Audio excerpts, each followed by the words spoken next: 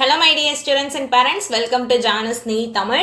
Already MCC கான schedule release பண்ணிட்டாங்க. நான் டீடைலா சொல்லியிருந்தேன் இல்லையா, ஆல் இந்தியா மெடிக்கல் கவுன்சிலிங்க்கும் சரி, அதே மாதிரி ஸ்டேட் கவுன்சிலிங் நம்ம தமிழ்நாடு மாதிரி இருக்கக்கூடிய எல்லா ஸ்டேட்டுமே, இந்தியாவில் இருக்கக்கூடிய எல்லா ஸ்டேட்டுக்குமான மெடிக்கல் கவுன்சிலிங் ஷெடியூல் அஃபிஷியலாக ரிலீஸ் பண்ணிட்டாங்க. ஸோ ஃபர்ஸ்ட் ரவுண்ட் எப்போ ஸ்டார்ட் ஆகுதுன்னு பார்த்தோன்னா 4th August all India counselling start ஆகுது. ஸ்டேட் கவுன்சிலிங் எப்போ ஸ்டார்ட் ஆகுது அப்படின்னா 13th August ஸ்டார்ட் ஆகுது. ஸோ இதில் ஒரு ரவுண்டுக்குமான டே கொடுத்துருக்காங்க. அதே மாதிரி லாஸ்ட் ஜாயினிங், அந்த கவுன்சிலிங் ஃபர்ஸ்ட் ரவுண்ட் எப்போ முடிஞ்சு எப்போ பசங்க ஜாயின் பண்ணோம் அப்படின்ற டேட்டுமே ஒரு ரவுண்டுக்கும் இதில் டீட்டெயிலாக கொடுத்துருக்காங்க. இந்த பிடிஎஃப் உங்களுக்கு வேணும்னு நினச்சிங்கன்னா நம்மளோட டெலிகிராம் சேனலில் நான் ஆல்ரெடி ஷேர் பண்ணியிருக்கேன். இல்லைனா எம்சிசியோட அஃபீஷியல் வெப்சைட் இருக்கு இல்லையா, mcc.nec.in, அதுக்குள்ளே போனீங்க அப்படின்னாலே இந்த பிடிஎஃப் இருக்கும். இப்போ நம்ம கிளியர் கட்டாக எதை பற்றி பார்க்க போகிறோம் அப்படின்னா, ஆல் இந்தியா கவுன்சிலிங் எப்படி நடக்கும் மேம், இன்னும் ஸ்டேட் கவுன்சிலிங்கான ரேங்க் லிஸ்ட் நமக்கு ரிலீஸ் பண்ணல இல்லையா, ஒன்ஸ் ரிலீஸ் பண்ணிட்டாங்க அப்படின்னா நான் அதையுமே நம்ம சேனலில் ஆஸ் சூன் அஸ் அப்டேட் பண்ணிடுறேன். தமிழ்நாடு மெடிக்கல் கவுன்சிலிங் பற்றி என்னென்னலாம் நடக்கும் நான் ஆல்ரெடி வீடியோ ஷேர் பண்ணியிருந்தேன். அது நம்மளோட சேனலில் பிளேலிஸ்ட் செக்ஷனில் தமிழ்நாடு எம்பிபிஎஸ் பிடிஎஸ் கவுன்சிலிங் 2026ன்னு ஒரு பிளேலிஸ்ட் இருக்கும். ஸோ அதில் ரவுண்ட் 1லேருந்து ரவுண்ட் 4 வரைக்கும் என்னென்ன நடக்கும் டீட்டெயிலாக நான் எக்ஸ்பிளைன் பண்ணியிருந்தேன். பட் இருந்தாலுமே don't worry, once rank list release பண்ணதுக்கப்புறம் அதையுமே step by step demo, counselling நடக்கும் போதும் சரி, கவுன்சிலிங் ஆரம்பிக்கிறதுக்கு முன்னாடியே என்ன நடக்கும், நம்ம என்ன பண்ணணுன்றதையும் நான் டீட்டெயிலாக சொல்லிடுவேன். ஸோ கவலையப்பட வேணாம், நம்ம சேனலை சப்ஸ்கிரைப் மட்டும் பண்ணி வச்சுக்கோங்க. எல்லா இன்ஃபர்மேஷன்ஸும் உங்களுக்கு அப்டேட் ஆகிட்டே இருக்கும். அண்ட் இப்போ ஆல் இந்தியா மெடிக்கல் கவுன்சிலிங் இருக்கு இல்லையா, ஸோ அதை பற்றி தான் டீட்டெயில்டாக பார்க்க போகிறோம். ஃபர்ஸ்ட், ஆல் இந்தியா மெடிக்கல் கவுன்சிலிங்கில் இந்த இயர் நியூ சேஞ்சஸ் கொண்டு வந்திருக்காங்க. அதே மாதிரி ரெஜிஸ்ட்ரேஷன், செக்யூரிட்டி டெபாசிட்கான ஃபீஸ் எவ்வளோன்றதையும் நான் சொல்லிடுறேன். நீங்கள் ஆல் இந்தியா மெடிக்கல் கவுன்சிலிங்கில் டீம்டு யூனிவர்சிட்டிஸ்க்கு அப்ளை பண்ண போறீங்க அப்படின்னா 5000 rupees ரெஜிஸ்ட்ரேஷன் ஃபீஸ் பே பண்ணுற மாதிரி இருக்கும். இந்த ரெஜிஸ்ட்ரேஷன் ஃபீஸ் நான் ரீஃபண்டபிள். ஒன்ஸ் பே பண்ணிட்டோம் அப்படின்னா நமக்கு ரீஃபண்ட் பண்ண மாட்டாங்க. நீங்கள் எந்த கேட்டகரியில் வந்தாலும் சரி, ஜென்ரலாக இருந்தாலும் சரி, ஓபிசி கேட்டகரியில் வந்தாலும் சரி, இடபிள்யூஎஸ் கேட்டகரியாக இருந்தாலும் சரி, எஸ்சி எஸ்டி எல்லா கேட்டகரிக்குமே 5000 rupees தான் ரெஜிஸ்ட்ரேஷன் ஃபீஸ். அதே மாதிரி செக்யூரிட்டி டெபாசிட் 2 lakhs நம்ம பே பண்ணணும். அப்பதான் சாய்ஸ் ஃபில் பண்ணும்போது நமக்கு டீம்டு யூனிவர்சிட்டிஸ் காட்டும். இல்ல அப்படின்னா நம்மளால டீம்டு யூனிவர்சிட்டிஸ் ஃபில்லே பண்ண முடியாது. ஸோ எல்லாருக்குமே 5000 rupees பிளஸ் செக்யூரிட்டி டெபாசிட் எவ்வளோன்னு பார்த்தோம்னா 2 lakhs நம்ம பே பண்ற மாதிரி இருக்கும். இந்த 2 lakhs வந்து நம்மளோட அக்கௌண்ட்டுக்கு ரீஃபண்ட் பண்ணிடுவாங்க. ஒன்ஸ் கவுன்சிலிங் முடிஞ்சதுக்கு அப்புறம் நமக்கு ரீஃபண்ட் அமௌண்ட் வந்துடும். அண்ட் நெக்ஸ்ட், இந்தியாவில் இருக்கக்கூடிய எல்லா கவர்மெண்ட் மெடிக்கல் காலேஜஸ் இருக்கு இல்லையா, ஒரு ஸ்டேட்ல இருக்கக்கூடிய கவர்மெண்ட் மெடிக்கல் காலேஜ்ல 15% சீட் ஆல் இந்தியா கோட்டால தான் ஃபில் பண்ணுவாங்க. அதே மாதிரி சென்ட்ரல் யூனிவர்சிட்டிஸ், டெல்லி யூனிவர்சிட்டியா இருக்கட்டும், AMU, BHU, பனாரஸ் ஹிந்து யூனிவர்சிட்டியா இருக்கட்டும், இஸ்லாமியாவா இருக்கட்டும், அதே மாதிரி AF ஆர்ம்டு ஃபோர்ஸ் காலேஜா இருக்கட்டும், ESI quota, all AIIMS 20 AIIMS இருக்கு இல்லையா, இந்த 20 எய்ம்ஸா இருக்கட்டும், அதே மாதிரி 2 ஜிப்மர் காலேஜ் இருக்கு. ஒன்னு புதுச்சேரி, பாண்டிச்சேரின்னு சொல்லுவோம் இல்லையா, புதுச்சேரியில் ஒன்று இருக்கு, காரைக்கால். இது எல்லாத்துக்குமே ஆல் இந்தியா மெடிக்கல் கவுன்சிலிங் வழியாக தான் சீட் ஃபில் பண்ணுவாங்க. இந்த காலேஜ் எல்லாம் நீங்க சாய்ஸ் ஃபில்லிங்ல கொடுக்கணும்னு நினைச்சீங்கன்னா 1000 rupees registration fees for unreserved EWS category. Suppose நீங்க SC, ST, OBC கேட்டகரியில வரீங்க அப்படின்னா 500 rupees registration fees பே பண்ற மாதிரி இருக்கும்.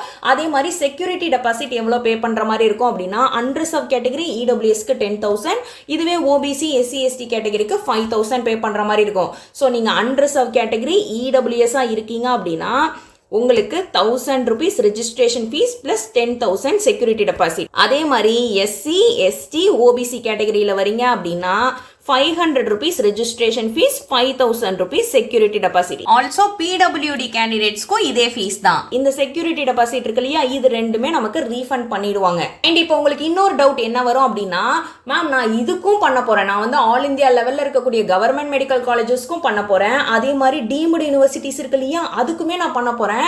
இப்போ இந்த கவர்மெண்ட் காலேஜுக்கான ஃபீஸும் நான் கட்டணும், டீம்டு யூனிவர்சிட்டிஸ்க்கான ஃபீஸுமே அந்த 2 lakh கட்டணுமான்னு கேட்டீங்கன்னா ரெண்டுமே நீங்க கட்ட வேணாம். டீம்டு யூனிவர்சிட்டிஸோட ஃபீஸ் இருக்கு இல்லையா, 5,000 registration plus 2 lakh security deposit சொன்னல, இதை மட்டும் நீங்க பே பண்ணாலே ஆல் இந்தியா லெவல்ல இருக்கக்கூடிய எல்லா கவர்மெண்ட் மெடிக்கல் காலேஜ், இங்க நான் சொன்னேன் இல்லையா, கவர்மெண்ட் மெடிக்கல் காலேஜா இருக்கட்டும், சென்ட்ரல் யூனிவர்சிட்டிஸா இருக்கட்டும், ஆர்ம்டு ஃபோர்ஸஸா இருக்கட்டும், ஆல் ஜிப்மர், எய்ம்ஸ், BSc நர்சிங்க்கும் செப்பரேட் காலேஜஸ் இருக்கு. ஸோ அது எல்லாத்துக்குமே இந்த ஃபீஸ், ஹையர் ஃபீஸ் இருக்கு இல்லையா, ஸோ இந்த ஃபீஸை மட்டும் பே பண்ணாலே எல்லாத்தையும் நம்ம ஃபில் பண்ணிக்கலாம். ஸோ இதுதான் registration security deposit fees. Last year இருந்த அதே ஃபீஸ் தான் இப்பயும் இருக்கு. அதில் எந்த ஒரு சேஞ்சஸுமே இல்லை. அண்ட் ஆல் இந்தியா கவுன்சிலிங்கில் நம்ம பார்ட்டிசிபேட் பண்ணோம் அப்படின்னா எந்தெந்த காலேஜஸ்லாம் சாய்ஸ் ஃபில்லிங் கொடுக்கலாம் அப்படின்ற லிஸ்ட்டையும் சொல்லியிருக்காங்க. ஆல் இந்தியா லெவலில் இருக்கக்கூடிய எல்லா கவர்மெண்ட் மெடிக்கல் காலேஜஸ் இருக்கு இல்லையா, ஸோ அதில் இருக்கக்கூடிய 15% சீட்டுக்கு நம்ம சாய்ஸ் ஃபில் பண்ணலாம். அதே மாதிரி BHU பனாரஸ் ஹிந்து யூனிவர்சிட்டியில் இருக்கக்கூடிய எல்லா MBBS சீட் BDS சீட்டுமே ஆல் இந்தியா மெடிக்கல் கவுன்சிலிங் வழியாக தான் ஃபில் ஆகும்.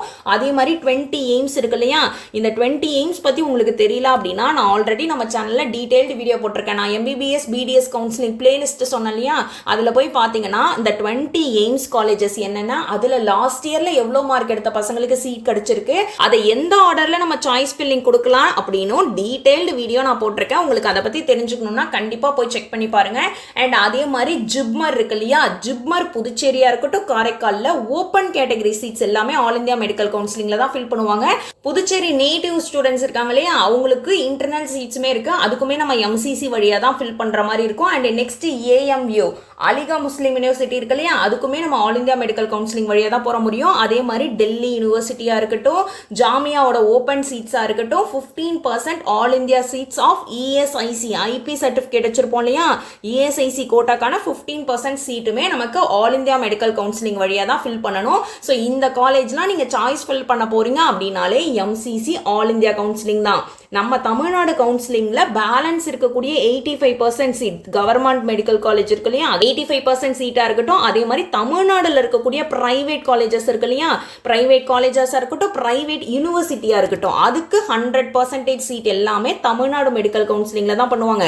பட் டீம்டு யூனிவர்சிட்டிஸ் இருக்கு இல்லையா, டீம்டு யூனிவர்சிட்டிஸ்க்கு நம்ம கண்டிப்பா எது வழியா பண்ணணும் அப்படின்னா ஆல் இந்தியா மெடிக்கல் கவுன்சிலிங் தான். டீம்டு யூனிவர்சிட்டிஸ் வேற, பிரைவேட் யூனிவர்சிட்டிஸ் பிரைவேட் காலேஜ் வேற. நிறைய பேர் வந்து நான் செல்ஃப் ஃபைனான்ஸ் காலேஜ் பத்தி கட் ஆஃப் சொல்லியிருந்தேன் இல்லையா, அதுலேயே டீம்டு யூனிவர்சிட்டிஸ் மென்ஷன் பண்ணி மேம் ஏன் மேம் இதை பத்தி நீங்க சொல்லலன்னு கேட்டிருந்தீங்க. அது டீம்டு யூனிவர்சிட்டி. ஸோ டீம்டு யூனிவர்சிட்டிஸ்க்கு நான் தனி வீடியோல எக்ஸ்பிளைன் பண்ணியிருப்பேன். அண்ட் ஆல் இந்தியா கவுன்சிலிங் பொறுத்த வரைக்கும் நம்ம அப்ளிகேஷன் தனியாலாம் போட வேணாம். நம்ம தமிழ்நாடு மெடிக்கல் கவுன்சிலிங்க்கு அப்ளிகேஷன் போட்ட மாதிரி ஆல் இந்தியா மெடிக்கல் கவுன்சிலிங்க்கு அப்ளிகேஷன்லாம் கிடையாது. டைரக்டா ரெஜிஸ்ட்ரேஷன் பண்ணி சாய்ஸ் ஃபில்லிங் பண்ண வேண்டியதான். ஸோ அப்பயே நம்ம வந்து ஃபீஸ் பே பண்ணி டைரக்டா நம்ம வந்து கவுன்சிலிங் உள்ள என்டர் ஆயிடுவோம். தனி அப்ளிகேஷன்லாம் எதுவுமே கிடையாது. ஸோ இந்த டவுட்டுமே நிறைய பேர் கேட்டிருந்தீங்க. ஸோ ஆகஸ்ட் 4க்கு அப்புறம் தான் நமக்கு ஸ்டார்ட் ஆகுது. ஆகஸ்ட் 5 தான் எக்ஸாக்டா round 1 of all India medical counselling start ஆகுது. டைரக்டா அதுல போய் நம்ம ரெஜிஸ்ட்ரேஷன் பண்ணுவோம்.